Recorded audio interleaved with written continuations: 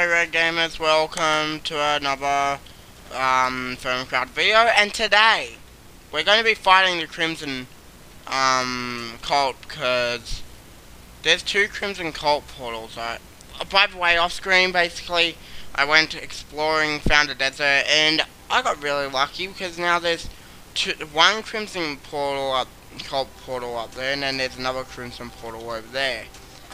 Now, I mean, let's go try and take him down, because that's first things first. Oh, hello, hello, hello. I'm already,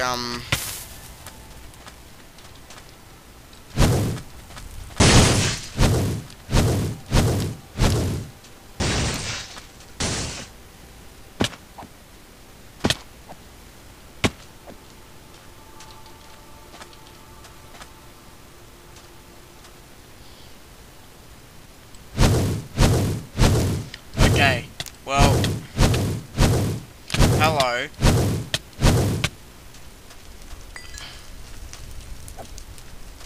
Oh, there's two Crimson Clerics. Are you serious? Are you kidding me? I don't really like how there's two. And hello, that's cactus. Okay, we need to find something, that can save me. Oh, hello, Crimson Cleric. Ah! I hate you! Hate you! Hate you, hate you, hate you. I don't have a way of getting back here fast, so if I die here, it means I lose all my items. And I don't really feel like losing all my items.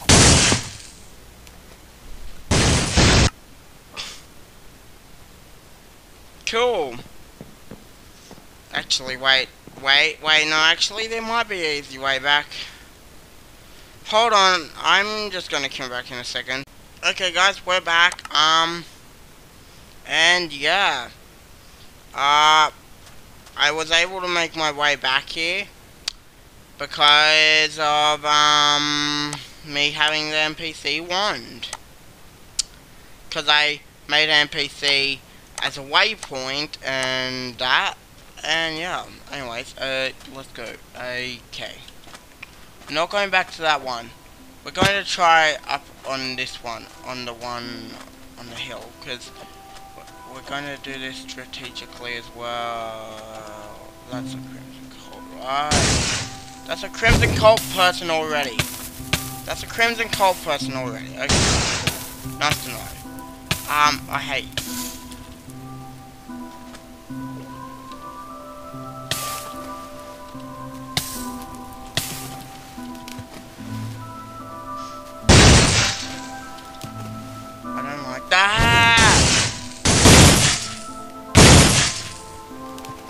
Those chase after you?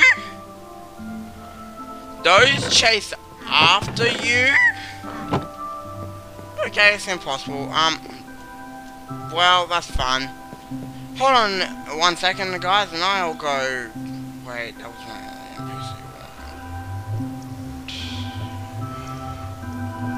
NPC. Okay, cool. Well... Hopefully my items don't despawn by the way back, or by the time I get back, and yeah, bye. Hello my red gamers, welcome, and yeah, we're back. The last clip you've probably seen was probably the one with me fighting the Crimson Colt. And now, as you can see, I'm no longer fighting them. And that's because of a reason of video not recording. Yeah, when I was recording the third clip of this episode, yeah, it did not record. So, that footage is lost, so I can't actually show you how the battle went, but I can show you that I done the fight and I actually have finished the fight and got every single thing.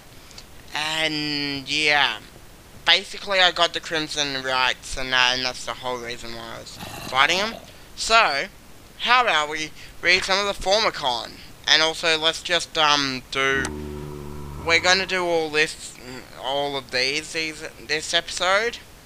And then next episode we'll do, or not next episode, but in the next few episodes we'll hopefully be doing these. Okay? Cool. Well, thanks. But first, let's do the, read out, no, let's not read out the wisp, let's read out this. The red-robed cultists have been popping up of late.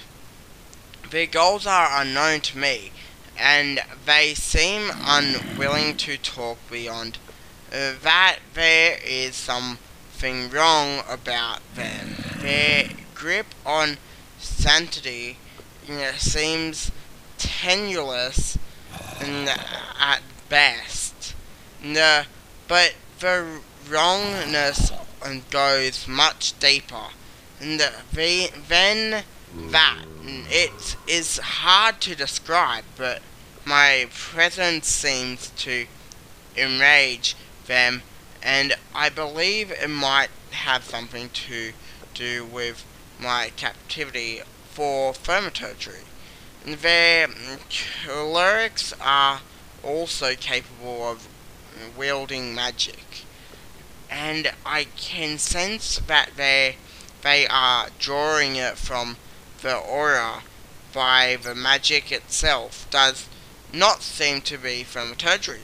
Whatever it is, it makes my skin crawl, and I can feel an aura buckling up and tearing every time they draw upon it. Some of them seem to carry a book around it. I should try to get my hands on one of those. Maybe it will tell me more about this strange cult. I should be careful though, and some knowledge can be dangerous. Cool, so that's the Crimson Cult. Now, I should find the book the cultists call the Crimson Rites and study it complete. Okay, yeah. Much of this book is written in a spidery and unintelligible script but what I can understand offers to me some strange insights into the goals of the Crimson Cult. Their origins are surrounded in mystery, but it seems their goal in the perfection of a ritual they refer to as a partis occultits. Opening the eye, what it does is unclear, but I doubt it is anything good. Interestingly enough, I think thaumaturgy might offer the missing pieces they have so long sought. Obviously, madam, madman would pursue this line of study. Okay, cool. Well, it's eldritch. Cool. Okay. And now, let's go to what this episode was originally going to be about before the Crimson Cult showed up.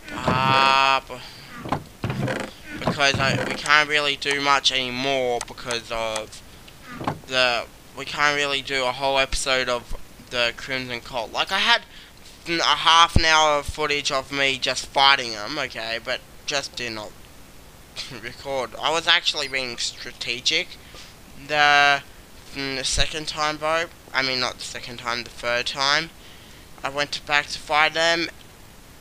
but I wasn't exactly talking much, so I mean the footage that I lost wasn't much commentary, so I mean that probably would have been boring anyway. So I mean, yeah, I don't know if it's a good thing or a bad thing, but anyways, so let's go into oromancy, or actually not oromancy, artifice, which is what we were originally going to be doing, and with this video. So hey guys, and welcome back to another video, and today we're going to actually be doing all of the battery things and all the artifice things that we have available. Okay, cool, thanks. Now let's get started. I should investigate the creation of arcane sensors that can react to things in the world. Maybe sound is a good place to start. So the arcane ear. I have succeeded the arcane ear. It is a device that is capable of detecting the sound emitted from nearby note blocks. If it hears a note block, and if it hears a note it recognizes, it will emit a short redstone pulse. The arcane ear needs to be turned in a manner identical to note blocks. The tone and note it listens for depends on material it is placed against. Arcane ears can be placed against any surface. I can also craft a version of the arcane ear that toggles on or off when it hears a note instead of sending a pulse. So yeah, I didn't pay attention to what that needed, but yeah. Now this one you need a redstone block and a piston for, so let's read this out. It is a well-known fact that Viz does not play well with mundane power sources like redstone, flux, or forge energy. And the question is, can you use Viz to generate power? The obvious answer is no, but if I settled for the obvious, I do not deserve to call myself affirmator. Yay! Let's complete that. One more impossible thing to mark off my list, and it is not even lunchtime yet. I have managed to generate mundane power using Viz through though I had to cheat by a bit to do it. It is a simple matter of to turn kinetic energy into power, and creating kinetic energy with Viz is Thermaturgy 101. Using Viz to turn an axle connected to the dynamo did not work, as some magical energy would transmit through the axle and cause all kinds of problems.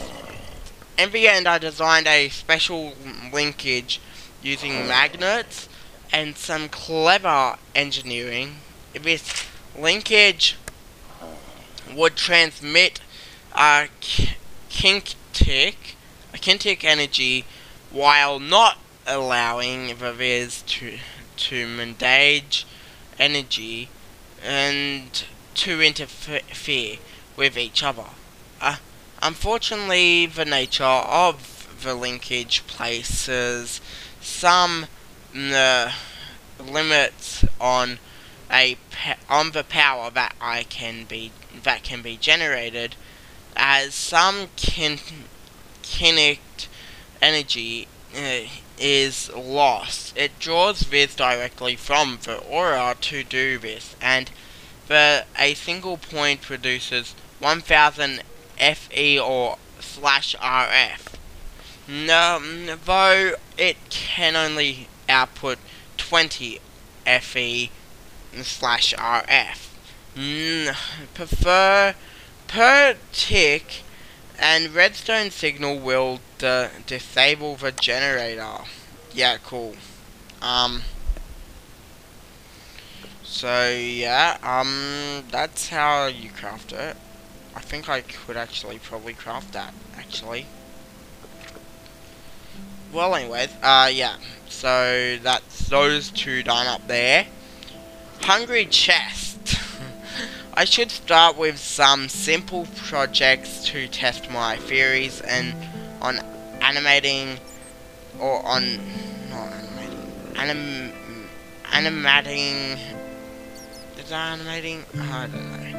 Animating inanimate objects. But Humble Hopper has proven an invaluable tool, but it requires a lot of iron to craft. Sometimes you simply do not have the iron to spare for something that at its most basic places objects into chests. But what if chests could gather their own items? This chest, which I have decided to call the Hungry Chest, will gobble up any loose items that touches it. In effect, it functions like a hopper, though it does not output any items. It gathers to other inventories. So yeah,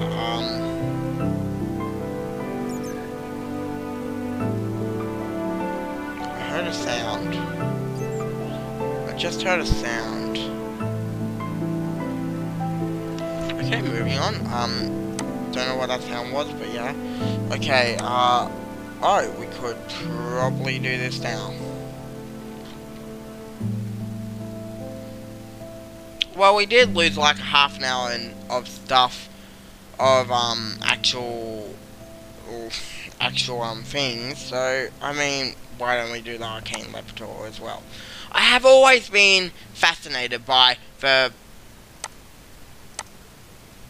power of flight, and I am sure flying is almost within my grasp. But first I need to learn the fundamentals. I need to study simple levitation first. While not true flight, the arcane levitator is the next best thing. When placed on levitator, lifts any item or creature above it up to 8 blocks into the air. By sneaking, creature or player will be slowly lowered. While levitating something, it consumes 1 viz per second from the aura. The levitator can be placed in any orientation and will, when placed horizontally, will push creatures along while keeping them aloft. A toggle on the back of the device allows you to alter the range at which it operates, but it also changes the amount of viz it uses. Cool. So that's going to be one of the things I'm looking forward to crafting in the future. Okay, the arcane grappler. By the way, there's the arcane grapple head, which you get after doing a certain thing. I think it's in something in infusion. Appears in there, but yeah. I do know that there's something else here. Also, by the way, the reason why... yep, it's appeared. It's appeared here. Okay. I was about to say that we needed to do certain things. I'm assuming it was these. Okay, cool. Anyways, the arcane grappler. endeavors thus far, I have learned any important fact: mobility is key. I should create a tool that will allow me to traverse in the default deflect in terrain with ease. I believe magnets are the answer. Rare earths can be used to create magnets, but they are limited in what they can stick to.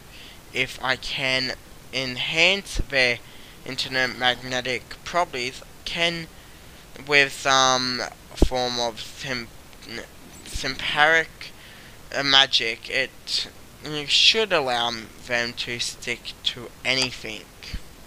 Anything? Does that even mean bedrock? By manipulating magnets with a few key enchantments, they are able to stick to virtually anything. I am calling this phenomenon arcanomagnetism. I am sure I will find many uses for this, but for now I have used this knowledge to create the arcane grappler. This launcher fires a brass globe enchanted with attachments that will attach to any block it comes into contact with. The globe, it in turn it can I please speak? In turn is attached to the launcher with a spool or rope. It will reel the user towards the globe, allowing him to access to previously inaccessible locations. The user can detach the globe and at any point by crouching. I should take care using the grappler as it does not protect me from falling, and it is possible to gain impressive speeds if pulled far enough. The grappler requires viz to function and will need to be recharged. Yeah. Anyway, okay, cool. Well, nice to know. Yeah. Okay, well, anyways, that's the arcane grappler thing, and still 75% done. Okay, so arcane pattern crafter. Certain objects are very simple to craft. Simply place the same item in a pattern and you get what you want. For example, combining 2 wood planks to make a stick, or a single ingot making 9 nuggets. This process is so simple that I am sure there is a way to automate it. I have some theories and I need to try. Cool. Complete. I have designed a device I am calling the arcane pattern crafter. The arcane pattern crafter needs an inventory above the components and try to combine whatever it finds in the pattern you have selected. If this results in a valid crafting operation, it will place the result in the container below it. You can change the pattern by clicking on the brass dial on the front of the device. A redstone signal will disable the device. Each crafting operation will drain 1 bit from the aura. Cool. Well, nice to know. Now let's do these ones. So lamp of growth, and I forgot. We do need some bone meal. What if I used all the bone meal? Okay. There. So lamp of growth. My studies of Lux has shown me that light can be used as a medium for other helpful magics. Light already has a positive effect on plants, so if I add some magic to the equation, it should only improve things, right?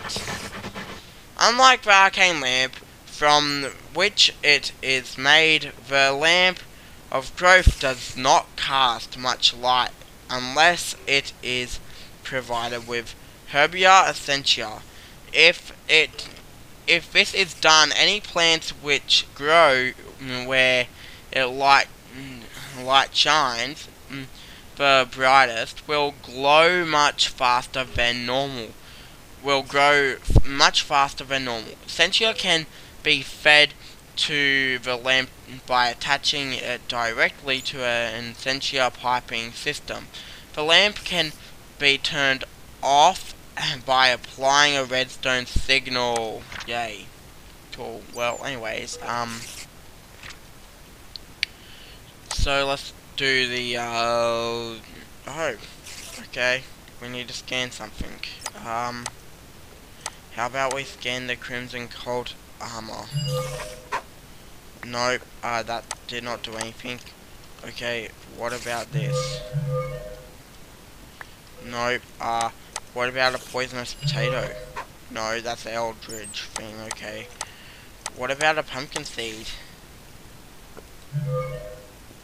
Nope, what about a NPC wand? Doesn't even recognize it.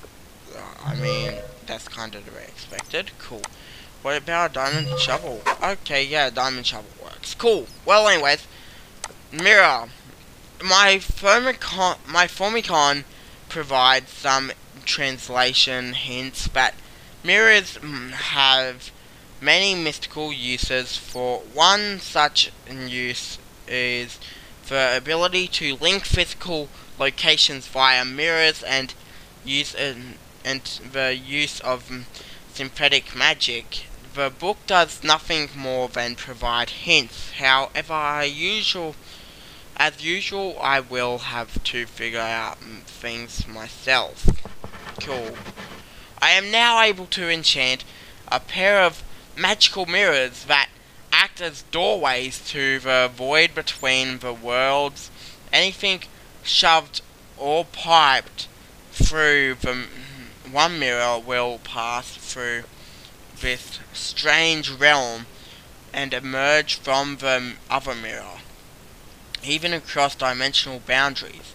Unfortunately, this realm is extremely hostile to mortal creatures like myself, so using these mirrors to transport living creatures is not yet possible. To link the pair of these magical mirrors, you simply need to place one of them in a desired location. You then right click with a second mirror on the one you placed, and the pair will become linked. You may then place the second wherever you wish, and items thrown into one will be ejected out the other. Mirrors can also be linked in pairs, so while both are placed in the world and able to transmit items, you cannot link them to another mirror. When you pick up a mirror, it will remember the last partner it was linked with, allowing you to easily move it without having to relink it. While one of the paired mirrors is picked up, you may easily relink either of them transporting items there through mirrors places stress on the magical aura. Every now and again, this causes flux to be generated. The more items you transport, the more flux is generated. Cool. Well, that's kinda actually cool. That's actually a really cool feature. I really... Wait, does that mean it can go to the end? If so, that's awesome. Okay.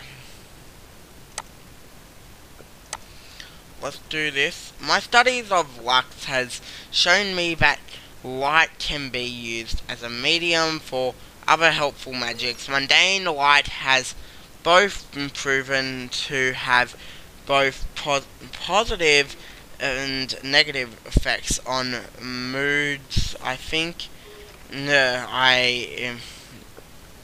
I might be able to greatly improve that effect by adding some arcane flair. Okay. Also, by the way, okay.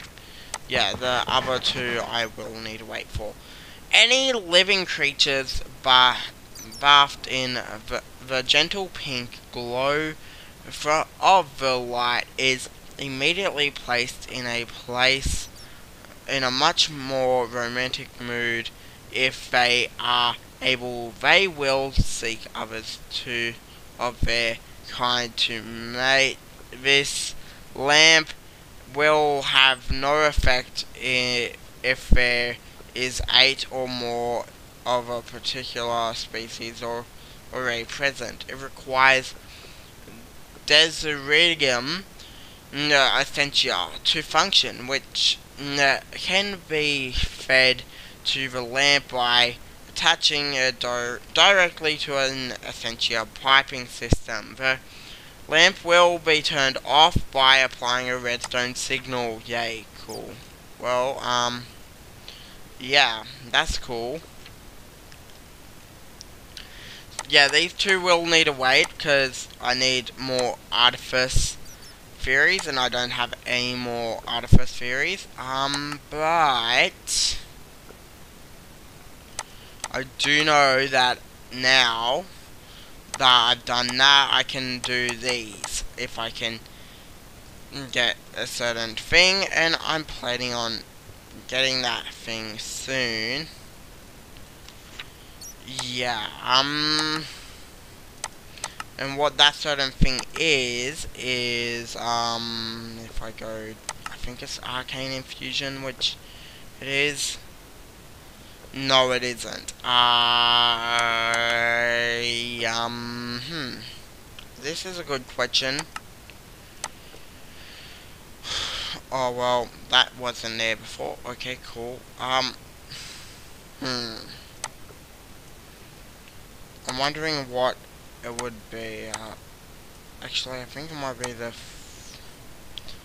I do know that there's a way to actually get the crafting recipe up, but basically, using this, the reason why I've got all these, by the way, because I've done a lot of grinding off screen for these, but the reason why I got all these was so I can actually put the TNT in here and make the actual thing that's very highly unstable, like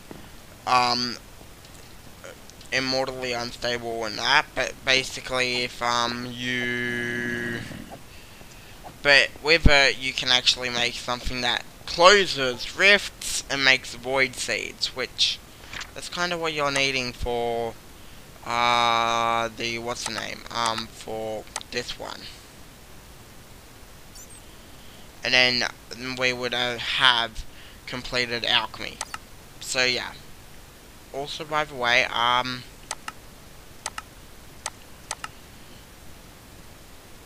wondering, what does a sticky projectile count as? Anyways, thank you so much for watching, guys. I hope to see you all in the next video, and sorry I couldn't Sorry I couldn't show you how the Crimson Colt battle went down. I could only show what the first two went down as, so yeah. Okay, so thank you so much for watching, guys. Hope to see you all in the next video, guys, and I'll see you all and next time, guys. Bye! Bye!